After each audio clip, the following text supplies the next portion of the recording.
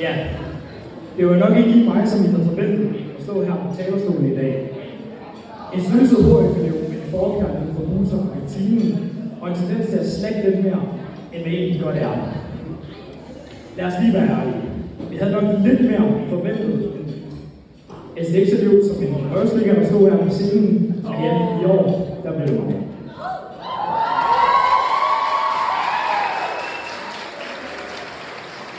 Som nævnt er jeg den første HF-elev i Esbjerg Gymnasiums historie, der får lov til at holde den her tale.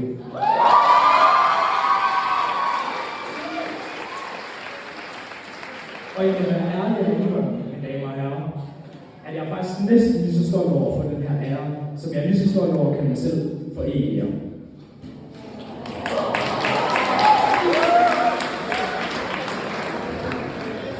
Men vi er jo kendt for at være en lille smule alternativ. Nogle vi kalder skibbier. Dem, der går i genbrug, diskuterer ligestillingspolitik over havrekaffen og tager skoene af i timerne. Specielt Rygners har travlt med at fortælle os, hvor forkert vi er på den. Men ærligt talt, i det mindste promoverer vi ikke Kasper Krauses pyramidespil, og vi følger ikke bare strøm som monotone kopier uden blik for mangfoldighed.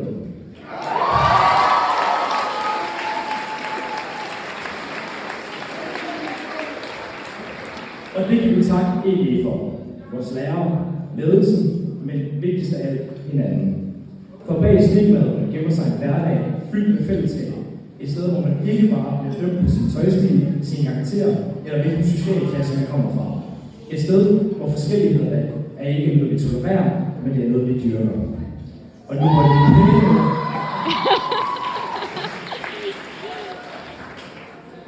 Og nu hvor de pæne ord sagt, og Rygners er blevet smidt under bussen i svingen, så lad os vende blik mod det, der er det vigtigste.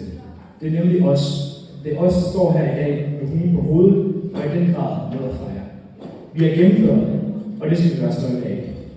Men vi skal huske på, at i dag handler ikke kun om eksamensbeviser og karakterer. Det handler også om den dør, der lukker bag os. Og alle dem, der åbner. Det er farvel til moduler mandag morgen, afleveringer, og til afleveringer over ørerne, og til de fyldte skemaer. Men det er desværre også et farvel til de velkendte og trygge rammer og det fællesskab, som vi kommer fra.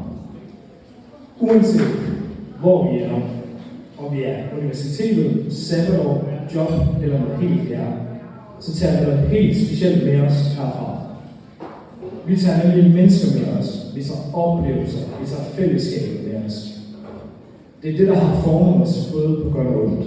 Vi har fejlet, vi har kæmpet, vi har lært, og vi har gjort det sammen. Så selvom murene en dag bliver støvet, og vi glemmer, hvorvidt vi fik 4 eller 12 i en eksamen, så vi vil huske følelsen af at høre til. Og det er det, som EG har givet os. Det er fandme værd at tage med ud i livet.